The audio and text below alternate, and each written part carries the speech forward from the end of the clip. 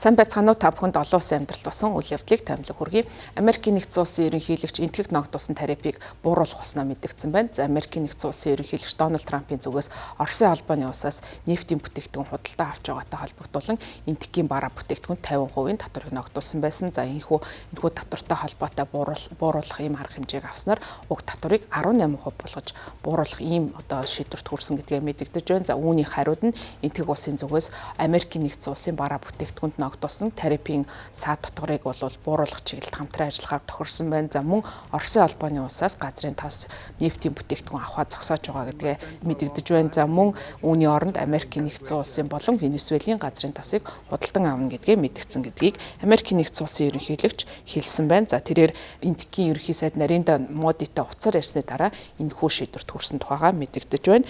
За тэрээр хэлэхдээ ерөнхий сайд Модитой нөхөрлөж хүндэтгсэний үндсэн дээр түүний хүсэлтийн дагуу бид Америкийн нэгдсэн улс болон энтхийн хооронд худалдааны хилцээр байгуулахаар тохиролцсон. За үүний дагуу Америкийн нэгдсэн улсын ногдуулсан харилцан татварыг 25%-аас 18% болгож бууруулнаа гэж Нарендра Модитой уцаар ярьсныхаа дараа олон нийтийн мэдээллийг хэрэгсэлд оруулсан постондоо дурдсан байна. За цагаан ордны албан тушаалтан Reuters мэдээллийн агентлагт хэлэхдээ Америкийн нэгдсэн улс энтхгээс Оросын газрын тосыг худалдаа авахтай холбоотойгоор бүх бараа бүтээгдэхүүн ногдуулсан 25% шийтгэлийн гэж нэрлэгдэж болох татварыг бас цуцлж байгаагаа мэдэгдэж байна. За ингэснээр бол нийтдээ 50% татвар байсныг нь 18% болгож бууруулж байгаа юм. За мөн Модигийн зүгээс Америкийн нэгдсэн улсын 500 тэрбум гаруй ам долларын үн бүхий эрчим хүч, технологи, хөдөө аж ахуй болон бусад бүтээгдэхүүнийг худалдан авах амлалт өгсөн гэдгийг мэдгдсэн. За үүнийг бол Америкийн нэгдсэн улсын ерөнхийлөгч постондоо бас нэмж дурдсан байна. За өнөөдөр миний эрхэм найз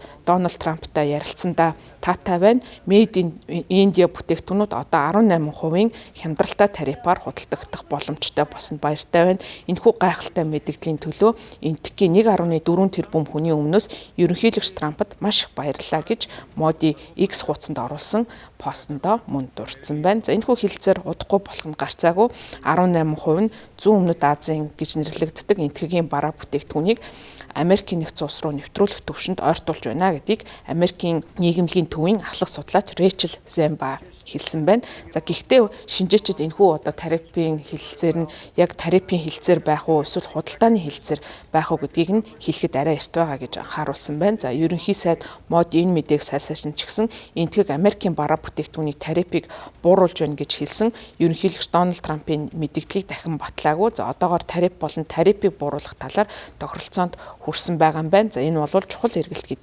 Канадад төвтэй Аз намхан далайн эдийн засгийн судалгааны төвийн стратегийн дэд ерөнхийлөгч Нина Начибула онцлсан байна. За мөн энэхүү тарифын хөнгөлөлтөй холбоотой мэдээлэл нь энтгэг болон Европын холбооны хооронд бараг 20 жилийн турш үргэлжилсэн яриа хэлцээний үр дүнд худалдааны хэлцээр байгуулсан. За энэхүү худалдааны хэлцээрийн дараагаар бол энэхүү мэдээллийг Трамп ерөнхийлөгч хийж байгаагаараа онцлогтой болж байгаа юм. За энэ Европын холбоотой байгуулагдсан хэлцээрийн үр дүнд Европын холбооны 27 гишүүн болон энтгэг улсын хооронд бараг бүх бүтээгдэхүүн дээрээ чөлөөт худалдааны хэлцээрийг хийх боломж олгосон. За нэхмэл хитлээс ахуулаад эм хүртэлх бараа бүтээгдэхүүнийг хамарч байгаа. За мөн Европын дарс автомашины импортыг өндөр татвартай байсныг нь бууруулах боломжтой болж байгаараа хоёр талд ашигтай туссан эм гэрээ хэлцээр болж байгаа юм. За мөн Америкийн нэгдсэн улсын ерөнхийлөгч Дональд Трампын зүгээс тарифыг бууруулах болсон нь энтхийн бүс нутагт эзэлж байгаа байр суурь геополитикийн ач холбогдолтой зарим талаараа холбогдолтой.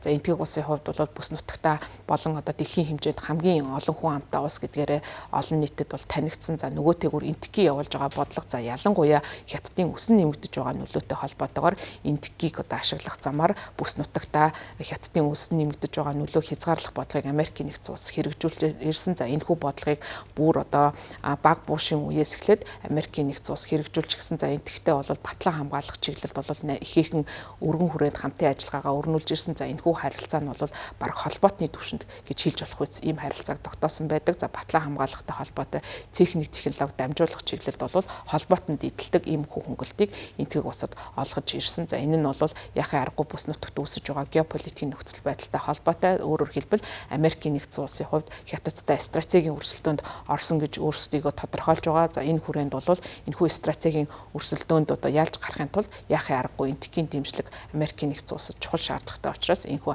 Америкийн нэгдсэн улсын зүгээс энтхтэй харилцаанд буулт хийх зам мөн одоо тарифаар далайлах замаар бол тус улсыг одоо бусад өөр улс руу налсан бодлого явуулахаас сэргийлэх зорилгоор энэхүү тарифыг бууруулах алхмыг хийсэн байж болцсохгүй гэж шинжээчид дүгнэж байгаамаа. My friend for a long time, and congratulations on having done a great job. Thank you.